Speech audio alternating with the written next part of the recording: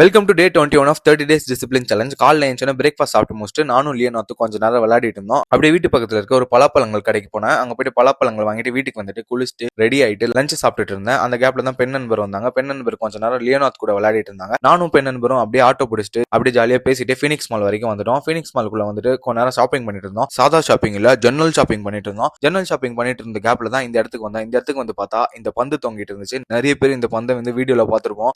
நானும் ட்ரை பண்ணி பார்த்தேன். ஏதோ ஒரு டிஃபரன்ஸ் தெரிஞ்சு பார்க்கும்போது தெரிஞ்சது காடு உள்ள போட்டாதான் பந்து கீழே இறங்கி வருமா. சரி சொல்லிட்டு நான் கோச்சின்னு மேலே ஏறி போயிட்டு நானும் பெண் நண்பரும் சாப்பிடலாம் சொல்லிட்டு தேடி தேடி பார்த்தோம். எதுவுமே கிடைக்கல. எல்லாமே ஆயில் ஐட்டமா இருந்துச்சு. இந்த 0 கலரி கோக்கு மட்டும் குடிச்சேன். பெண் நண்பரும் ஏதோ ஹெல்த்தியா சாப்பிடணும் சொல்லிட்டு ஏதோ ஆர்டர் பண்ணாங்க. சுத்தமா நல்லா இல்லையா. அப்புறம் நாங்க 2 பேரும் திருப்பி கீழே இறங்கி வந்துட்டு இந்த ஃபன் சிட்டி என்று அழைக்கப்படுகின்ற விளையாட்டு மாநகரத்துக்குள்ள வந்தோம். உள்ள வந்து பார்த்தோன்னே இந்த திருப்பி அந்த பந்து இருந்துச்சு. இந்த பந்தை குத்தியாவுன்னு சொல்லிட்டு ஒரே குத்து தான் குத்துனேன். புஷ்னு மேல போச்சு. தங்காதுரை ஒரு அளவுக்கு மேல பண்ண அப்படியே சந்தோஷமா மத்த கேம் எல்லாம் ஜாலியா 2 பேரும் மாறி மாறி செம்ம ஃபன்னா விளையாடிட்டு இருந்தோம். பார்த்தா கொஞ்சம் லேட்டா ஸ்டார்ட் பண்ணிட்டோம் போல. திடீர்னு டைம் அப்னு சொல்லிட்டாங்க. சரி சொல்லிட்டு இது வரைக்கும் எத்தனை பாயிண்ட் கிடைச்சிருக்குன்னு சொல்லி கேட்டோம். 300 பாயிண்ட்ஸ் கிடைச்சிருக்கு சொன்னாங்க. என்ன கிஃப்டோ கொடுங்கன்னு கேட்டா திருப்பி இந்த 0 கால் ரிங்க கையில எடுத்து குடுத்துறாங்க. செம்ம டென்ஷன் ஆயிடுச்சு. ஸ்டேஜ் பண்ணி பார்த்தா ரொம்ப கேவலமா இருந்துச்சு. அப்படியே 2 பேரும் அந்த ஆட்டோ புடிச்சிட்டு வீட்டுக்கு வந்துட்டோம். இன்னைக்கு நாள் நல்லபடியா முடிஞ்சது. நாளைக்கு பார்ப்போம்.